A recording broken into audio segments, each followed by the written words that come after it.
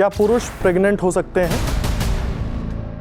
सवाल सुनते ही ज्यादातर लोग कहेंगे नहीं भाई, नहीं हो सकते। सीधी बात है, लेकिन अमेरिका की सीनेट में यही सवाल जब 5 मिनट 5 सेकंड तक एक डॉक्टर से 11 बार पूछा गया तो जवाब सीधा नहीं आया और यहीं से बवाल शुरू हो गया।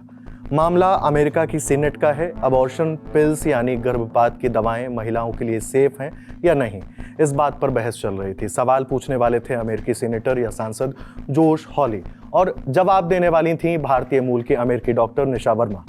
सीनेट की हेल्थ कमेटी यानी हेल्थ एजुकेशन, लेबर और पेंशन के सामने डॉक्टर निशा वर्मा अपना पक्ष रख रही थी। उन्होंने कहा, अबॉर्शन की दवाओं पर 100 से ज्यादा स्टडीज हो चुकी हैं। साल 2000 से अब तक अमेरिका में 75 लाख से ज्यादा लोग इन्हें इस्तेमाल कर चुके हैं। ये दवाएं सुरक्षित और असरदार हैं, लेकिन राजनीति के चलते इन पर बेवजह रोक लगाई जा रही है, जिससे नुकसान हो रहा है। लेकिन सीनेटर हॉली को ये बात सही नहीं लगी। उन्होंने अचानक डॉक्टर निशा से सवाल पूछा, क्या पुरुष बच्चे पैदा कर सकते हैं? सवाल सीधा था, लेकिन जवाब सीधा नहीं मिला।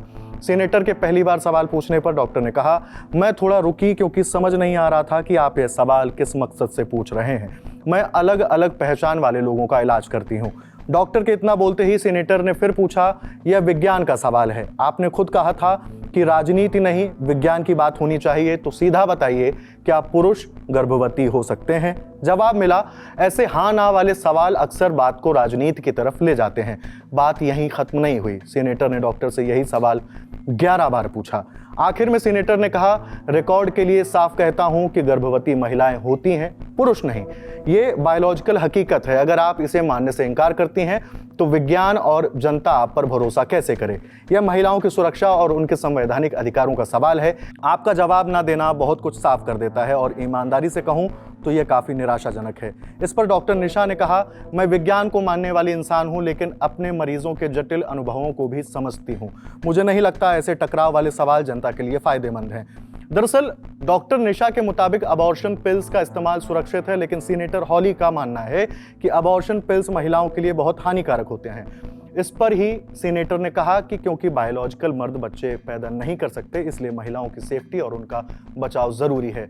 सीनेटर ने डॉक्टर पर तंज कसते हुए यह भी कहा कि आप इस बुनियादी सच्चाई को भी नहीं मानती कि बायोलॉजिकल रूप से पुरुष गर्भवती नहीं होते।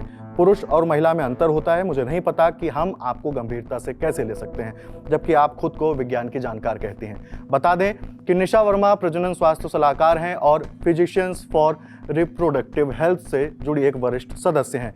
उनका जन्म उत्तरी कैरोलिना में एक भारतीय प्रवासी परिवार में हुआ था। उन्होंने नॉर्थ कैरोलिना विश्वविद्यालय से मेडिकल की पढ़ाई की है। इसके बाद वह एक सर्टिफाइड प्रसूति एवं स्त्री रोग विशेषज्ञ बनी और जटिल परिवार नियोजन की उप विशेषज्ञ के रूप में काम कर रही हैं। उनके पास जीव विज्ञान, मानव विज्ञान, सार्वजनिक स्वास्थ्य में भी डिग्रियां हैं।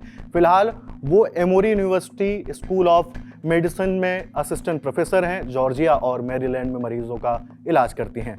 एक स्त्री रोग विशेषज्ञ के रूप में उन्होंने गर्भपात और गर्भपात प्रतिबंधों से होने वाले नुकसान को लेकर जागरूकता फैलाने का काम किया है। वह गर्भपात प्रतिबंधों के प्रभाव पर कांग्रेस के सामने गवाही दे चुकी हैं। इसके अलावा उन्होंने देश भर में डॉक्टरों को गर्भपात जैसे संवेदनशील मुद्दों पर सही बातचीत की ट्रेनिंग दी है।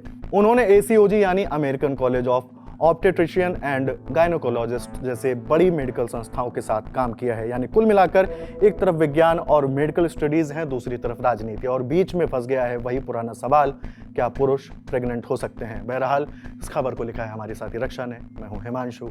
नमस्ते।